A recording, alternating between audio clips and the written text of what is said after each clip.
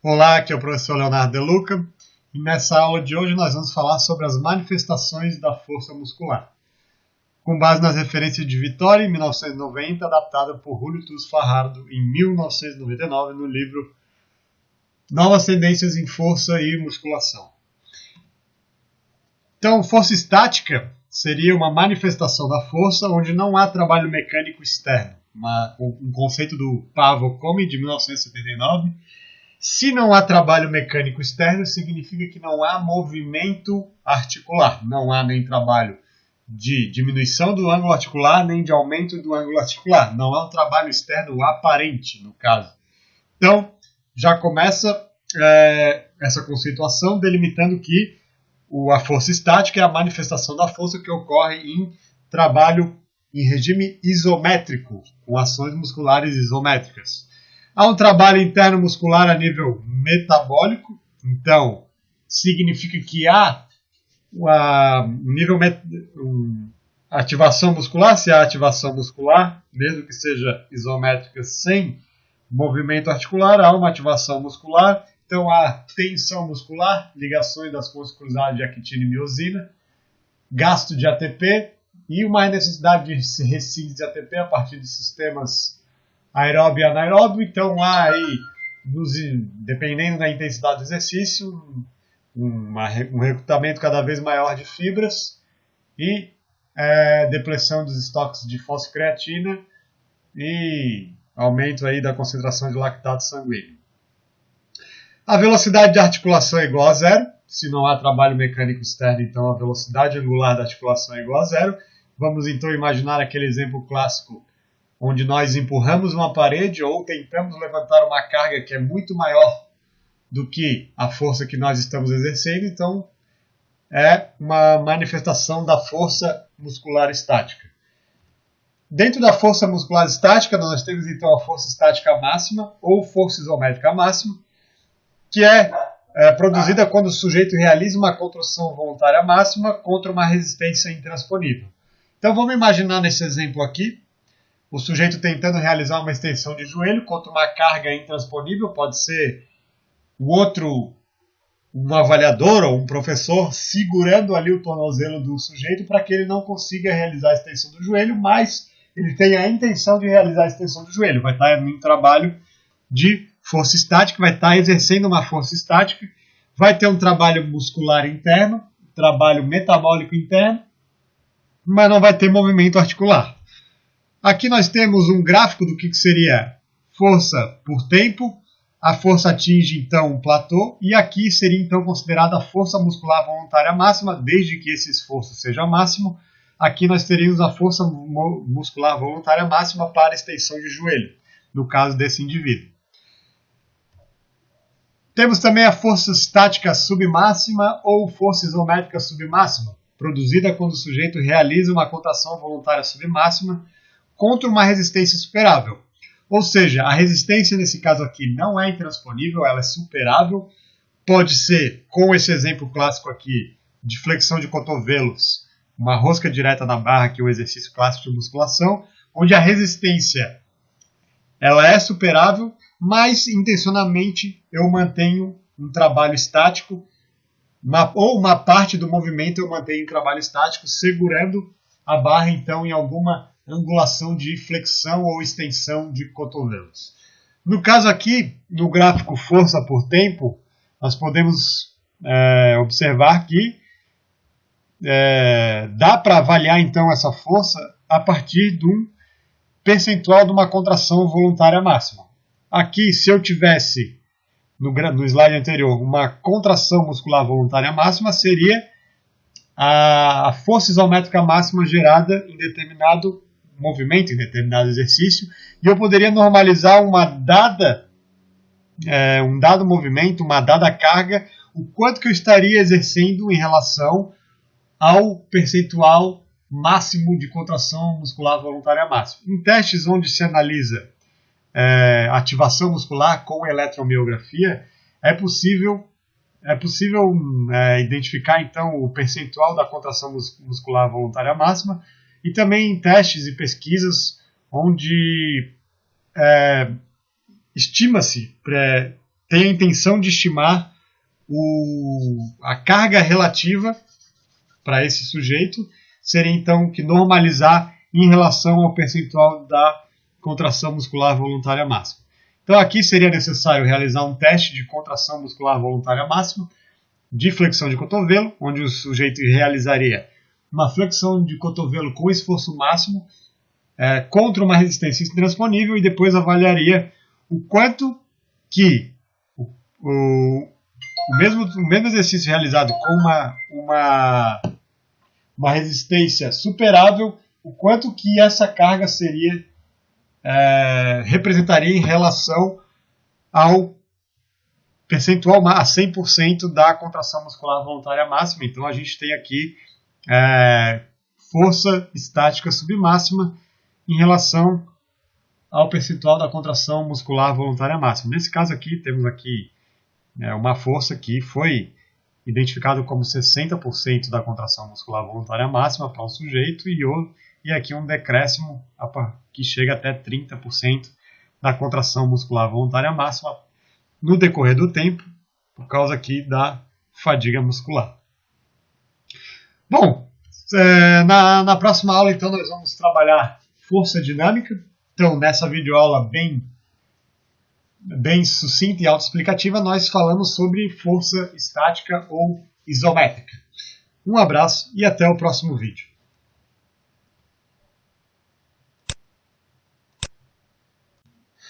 Olá, aqui é o professor Leonardo De Luca e hoje nós vamos conversar sobre manifestações da força muscular, dando continuidade a essa segunda videoaula, onde eu vou explicar o que seria força dinâmica.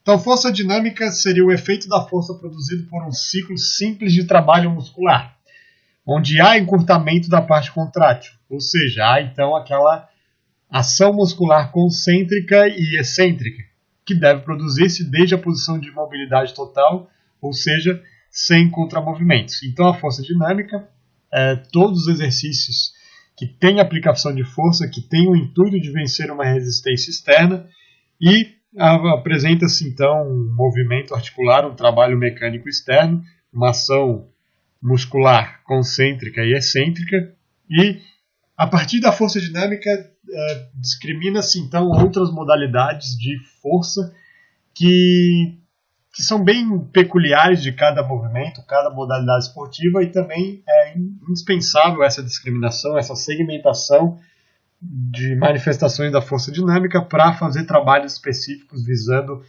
a melhora do rendimento em algumas modalidades esportivas específicas e também atividades da vida diária. Então, força máxima dinâmica seria aquela que nós identificamos num teste de uma repetição máxima, por exemplo, onde nós não estamos nos importando com o tempo, mas sim com a carga máxima levantada. Então, aparece ao mover, sem limitação de tempo, a maior carga possível em um único movimento. Uma força máxima no supino, por exemplo, pode ser 150 kg. Então, o indivíduo que consegue fazer uma repetição máxima de 150 kg no exercício supino, por exemplo, está manifestando a força máxima dinâmica. E também o Hackney conceitua como sendo a capacidade de desenvolver força capaz de levantar uma carga máxima sem que haja modulação de velocidade de execução. Então, não estou me preocupando nem com tempo, nem com velocidade, e apenas com a carga máxima que eu consigo mover, consigo vencer. Já o conceito de força inicial, também bem específico para alguns movimentos, algumas modalidades esportivas, seria a capacidade de manifestar a maior força possível ao início de uma ação muscular em muito pouco tempo. Então já começo a me preocupar com a inclinação da força pelo tempo. E seria então o que os autores consideram como a força desenvolvida nos primeiros 30 a 50 milissegundos. Então uma força de início de movimento, que seria determinante do tempo de reação para algumas modalidades esportivas, alguns movimentos. Seria uma capacidade do sistema neuromuscular, do sistema sensorial, de reagir ao estímulo e começar a gerar força de maneira muito rápida, e seria então esse início da curva força-tempo. Tá? Ela é medida também em força em newtons por segundos. Força de aceleração ou força explosiva Então, vários livros, vários autores, vários estudos vão conceituar, e vocês vão ouvir muito falar sobre força explosiva, seria a capacidade do músculo de manifestar tensão muscular o mais rápido possível, uma vez que a ação muscular tenha começado. E pode ocorrer tanto em ações isométricas quanto dinâmicas. Acontece assim que a tensão muscular supera a carga e o movimento é iniciado. Então, as forças de aceleração ou força explosiva é o estudo da relação entre a força e o tempo. Então, a partir do momento que eu começo a analisar aquela curva de força por tempo, eu estou analisando a força explosiva a partir do momento que gera-se a tensão muscular.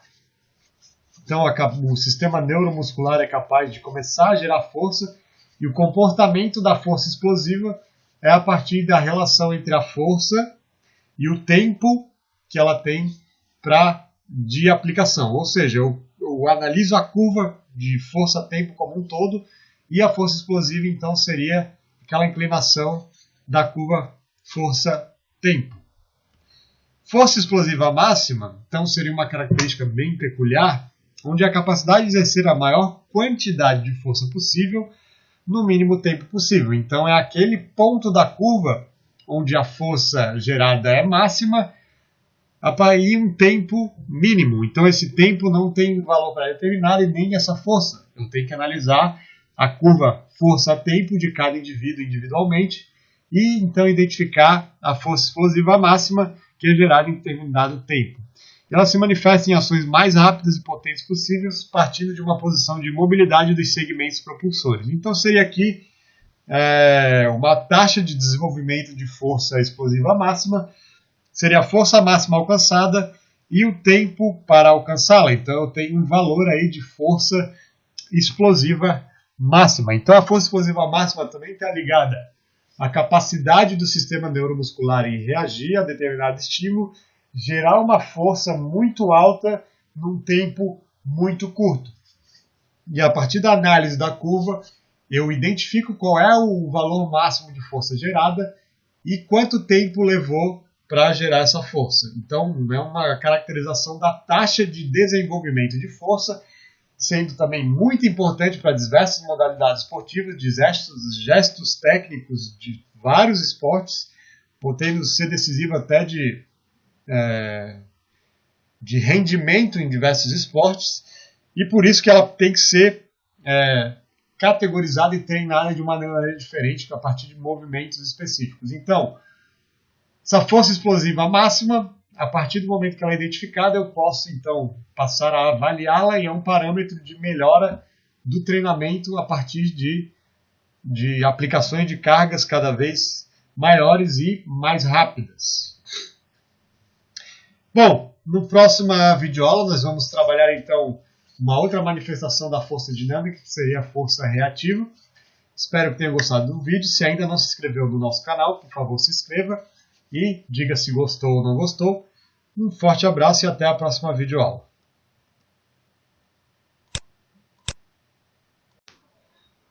Olá pessoal, aqui é o Leonardo De Luca, professor Leonardo De Luca, e nessa videoaula de hoje nós vamos falar então sobre força reativa, que é mais uma manifestação da força muscular.